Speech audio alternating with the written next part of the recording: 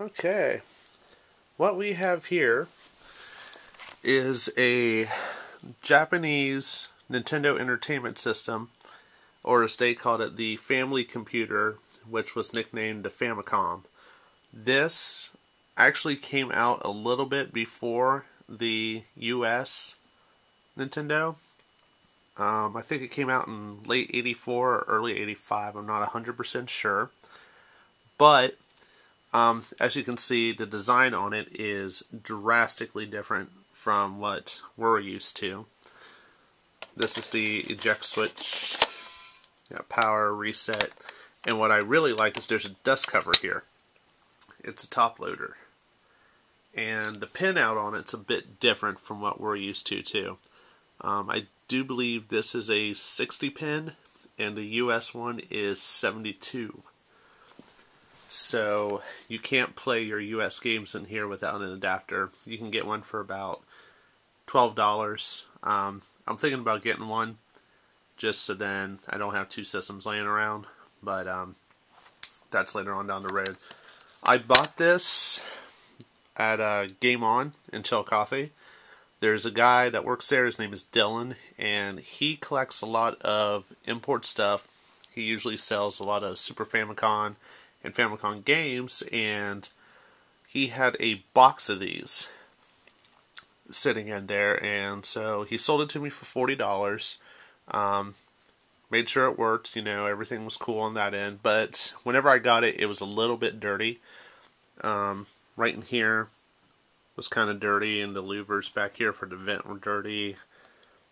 That was kind of caked with some brown stuff. The plastic itself had some smudges on it. So, as you can see here, it's real easy to take apart. It's just Phillips screws. There's 6 of them. You take the bottom off. Motherboard's held in with a few Phillips screws. Real simple assembly. So I took it apart, cleaned it out with some soap and water. And to get the brown stuff off the case, and you gotta be really careful with this, otherwise you'll scratch it out. But I took a scouring pad and just very gently rubbed it. No pressure at all. Took the brown stuff right off without damaging the case. Come around here to the back. As you can see, the controllers are hardwired into the back. They don't come out. You got your AC, TV game, your channel selector switch, and your AC adapter. Now, I'm going to tell you a couple things about this in case you get one and you wonder why it doesn't work. Number one, if you can see there, that says channel 1, channel 2. That's set up for the Japanese broadcast system. In the United States, that's going to be your channel, I think it's 95 or 96. It's either 94, 95 or 95, 96. Depends. Dylan says it's 94, 95. Website I went to said 95, 96. I tried it on 95, it worked. And the AC adapter, do not use a NES adapter. It will cook this thing. The original NES shipped with an AC adapter that did not convert to DC. All it did was just regulate the voltage down and fed it AC. If you put AC to this, it will cook it. This takes a 10 volt power supply at 850 milliamps with the center pin being negative. Right now I have a universal power supply hooked up to it running at 9 volts. It works, but I am going to fix that immediately. It's just for testing purposes. Also, you should note that in Japan, the current coming off the wall is 100 volts. Here in the US, it's 120.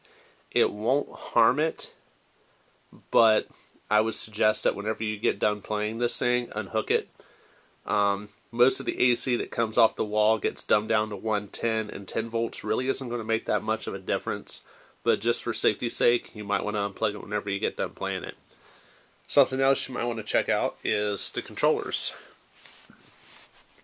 As you can see, they're red with gold foil. This one's kind of scratched up, which for something being 27 years old and crossing the ocean, I can't complain. It does work. It's hardwired, same D-pad, start, select, BA. But then whenever you get to the second controller, this is the cool thing.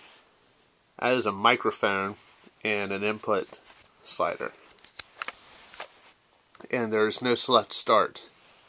I guess there was a Zelda game or something where you had to yell at this guy to get him to move, and I think maybe there might have been a karaoke game or something else that used pretty basic voice commands. So this is radically different from what we're used to here in the US. And right now, like I said, I got a universal power supply, and I'm using an old Sega RF adapter. Sorry. I should also note, I took this thing, I scrubbed that out. I take an index card, and I fold it in half and put rubbing alcohol on it, and just plunge it in and out until it comes out clean. Usually about 2 or 3 tries will get it clean. This one was actually relatively really clean. I was quite surprised. And there again, you know, I'm not slamming Game On at all. These things are old. It was functional, so, you know, really to take the time to wash them up and everything is really outside what any store has to do. And I give the guy credit for at least taking the time to make sure it works. So, let's see. I did get a couple games. This is Dragon Quest 3, which over here is Dragon Warrior 3. And I also got Dragon Quest 4, which in the US is Dragon Warrior 4. Any of you who are familiar with rare games, Dragon Warrior 4 goes for anywhere from $70 to $150, depending on condition and completeness. Dragon Warrior 3 was a little bit more common, but I got these two together for $12. And that is the great thing about collecting for the Famicon, is that if you go on eBay, you can get like 20 games for this thing for $20. And most of them are in English. These two are in Japanese, so, I mean, I got them mainly just for collector's purposes, you know, just to have them. The original Final Fantasy 1, 2, and 3, you can get those, and they're not butchered like the US ones. What else did I see? Zelda, the Ninja Gaiden series, Mega Man series, Contra. All those games are available for this at pretty decent prices. Some of them go a little bit higher. Zelda and Contra are pretty pricey as from what I've seen on eBay. Donkey Kong, the original Mario Brothers 2, all kinds of great games that you can find. And if you look in the right places, you can get them for relatively cheap. So, but I'll just show you how this thing fires up. You take the flap it over. Top loads in. And my TV is set to 95. We'll put the power on here.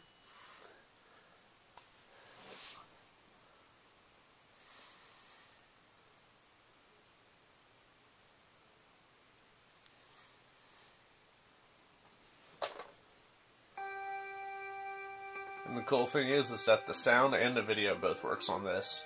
And it's really not that bad a quality video for being through RF. Sometimes it's a little shaky, but most of the current TVs will fine-tune the signal. Some of your older televisions, you might have to jiggle the cable or mess around with it. You can see there's a little fuzz in there, but that's mainly because that RF adapter is horrible.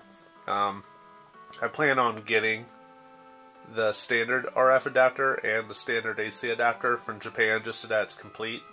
Probably run me about $30 to $40, but it'll be worth it just to say, you know, hey, this thing's complete, it's all original.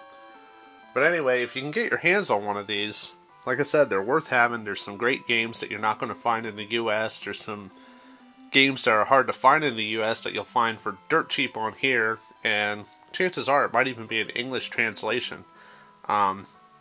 A lot of the games over there, they did not translate into Japanese just because it cost. And since they were mass-produced in the US, you know, trying to think off the top of my head, Mario Brothers is in English. I think Donkey Kong is in English. You know, there's going to be some Japanese, but if they're games you've played before, you'll be able to do it. This is what gets me. Title screen is in English. And then everything else is in Japanese that I can't read. But it works, so one of these days I might get around to trying to find like a translation of it or something.